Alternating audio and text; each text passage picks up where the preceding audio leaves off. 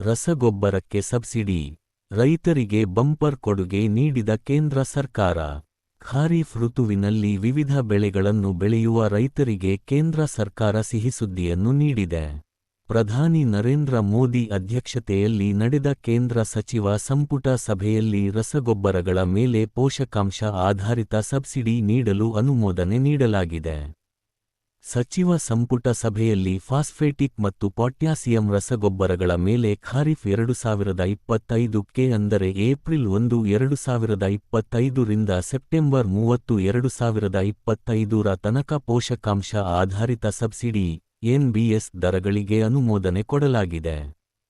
2025ರ kharif ಋತುವಿಗೆ P ಮತ್ತು K ರಸಗೊಬ್ಬರಗಳ ಮೇಲೆ ಪೋಷಕಾಂಶ ಆಧಾರಿತ ಸಬ್ಸಿಡಿ ದರಗಳನ್ನು ನಿಗದಿಪಡಿಸಲು ರಸಗೊಬ್ಬರ ಇಲಾಖೆಯು ಕೇಂದ್ರ ಸರ್ಕಾರಕ್ಕೆ ಪ್ರಸ್ತಾವನೆಯನ್ನು ಸಲ್ಲಿಕೆ ಮಾಡಿತ್ತು. ಇದಕ್ಕೆ ಒಪ್ಪಿಗೆ ನೀಡಲಾಗಿದೆ.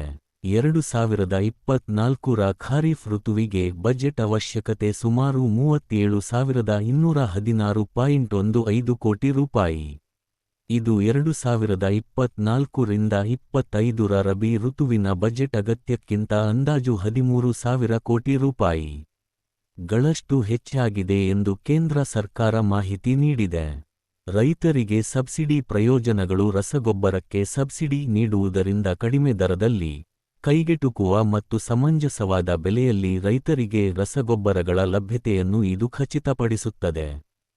ರಸಗೊಬ್ಬರದ ಬೆಲೆ ಮತ್ತು ಅಂತರರಾಷ್ಟ್ರೀಯ ಬೆಲೆಗಳಲ್ಲಿನ ಇತ್ತೀಚಿನ ಪ್ರವೃತ್ತಿಗಳನ್ನು ಗಮನದಲ್ಲಿಟ್ಟುಕೊಂಡು ಪಿ ಮತ್ತು ಕೆ ರಸಗೊಬ್ಬರಗಳ ಮೇಲಿನ ಸಬ್ಸಿಡಿಯನ್ನು ತರ್ಕಬದ್ಧಗೊಳಿಸುತ್ತದೆ. ಕೇಂದ್ರ ಸರ್ಕಾರದ ಈ ತೀರ್ಮಾನದಿಂದ ರೈತರಿಗೆ ಕೈಗೆಟುಕುವ ಬೆಲೆಯಲ್ಲಿ ಈ ರಸಗೊಬ್ಬರದ ಸುಗಮ ಲಭ್ಯತೆಯನ್ನು ಖಚಿತಪಡಿಸಿಕೊಳ್ಳಲು ಅನುಕೂಲವಾಗಲಿದೆ. ಖಾರಿಫ್ 2025ರ ಅವಧಿಯಲ್ಲಿ ಅನುಮೋದಿತ ದರಗಳ ಆಧಾರದ ಮೇಲೆ ಏಪ್ರಿಲ್ 1 ರಿಂದ ಸೆಪ್ಟೆಂಬರ್ 30, 2025ರ ತನಕ ಸಬ್ಸಿಡಿ ಜಾರಿಯಲ್ಲಿರುತ್ತದೆ. ಸರ್ಕಾರವು ರಸಗೊಬ್ಬರ ತಯಾರಕರು, ಆಮದುದಾರರ ಮೂಲಕ ರೈತರಿಗೆ ಸಬ್ಸಿಡಿ ದರದಲ್ಲಿ 28 ದರ್ಜೆಯ ಪಿ ಮತ್ತು ಕೆ ರಸಗೊಬ್ಬರಗಳನ್ನು ಒದಗಿಸುತ್ತಿದೆ. ರೈತ ಸ್ನೇಹಿ ವಿಧಾನಕ್ಕೆ ಅನುಗುಣವಾಗಿ ರೈತರಿಗೆ ಕೈಗೆಟುಕುವ ಬೆಲೆಯಲ್ಲಿ ಪಿ ಮತ್ತು ಕೆ ರಸಗೊಬ್ಬರಗಳ ಲಭ್ಯತೆಯನ್ನು ಖಚಿತಪಡಿಸಿಕೊಳ್ಳಲು ಸರ್ಕಾರ ಬದ್ಧವಾಗಿದೆ. ರಸಗೊಬ್ಬರಗಳಾದ ಯೂರಿಯಾ, ಡಿಎಪಿ, ಎಂಒಪಿ ಮತ್ತು ಗಂಧಕದ, ಸಲ್ಫರಿನ ಅಂತಾರಾಷ್ಟ್ರೀಯ ಬೆಲೆಗಳಲ್ಲಿನ ಇತ್ತೀಚಿನ ಪರಿಷ್ಕರಣೆಗಳನ್ನು ಗಮನದಲ್ಲಿಟ್ಟುಕೊಂಡು ಪಿ ಮತ್ತು ಕೆ ರಸಗೊಬ್ಬರಗಳ ಮೇಲೆ ಅಧಿಸೂಚಿತ ದರಗಳ ಪ್ರಕಾರ ರಸಗೊಬ್ಬರ ಕಂಪನಿಗಳಿಗೆ ಸಬ್ಸಿಡಿ ನೀಡಲಾಗುತ್ತದೆ. ಕರ್ನಾಟಕದ ವಿವಿಧ ಸಂಸದರು ಈ ತೀರ್ಮಾನದ ಕುರಿತು ಸಂತಸ ವ್ಯಕ್ತಪಡಿಸಿದ್ದು, ಕೇಂದ್ರ ಸರ್ಕಾರ ಮತ್ತು ಪ್ರಧಾನಿ ನರೇಂದ್ರ ಮೋದಿ ಅವರಿಗೆ ಧನ್ಯವಾದಗಳನ್ನು ಅರ್ಪಿಸುತ್ತಿದ್ದಾರೆ. ಶಿವಮೊಗ್ಗ ಸಂಸದ ಬಿ. ವೈ. ರಾಘವೇಂದ್ರ ಸಾಮಾಜಿಕ ಜಾಲತಾಣದಲ್ಲಿ ಪೋಸ್ಟ್ ಹಾಕಿದ್ದು, ದೇಶದ ಅನ್ನದಾತರಿಗೆ ಪ್ರಧಾನಿ ಶ್ರೀ ನರೇಂದ್ರ ಮೋದಿ ಅವರ ನೇತೃತ್ವದ ಸರ್ಕಾರ ಯುಗಾದಿ ಹಬ್ಬಕ್ಕೆ ಬಂಪರ್ ಸಬ್ಸಿಡಿ ಘೋಷಣೆ ಮಾಡಿ ರೈತರ ಮೊಗದಲ್ಲಿ ಮಂದಹಾಸ ತಂದಿದೆ ಎಂದು ಹೇಳಿದ್ದಾರೆ.